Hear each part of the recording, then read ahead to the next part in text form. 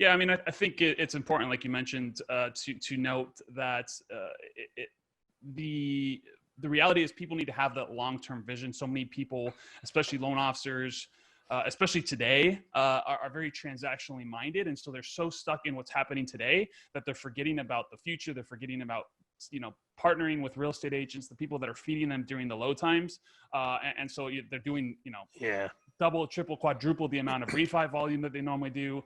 The purchase obviously is crazy business right now too. I mean, I'm hearing in just about every single market, there's a shortfall in inventory, and so it's always about continuing to build those relationships with your agents and stuff like that. And this coming from someone who generates leads for loan officers, I still am a firm believer in the referral business, and that's one of the reasons.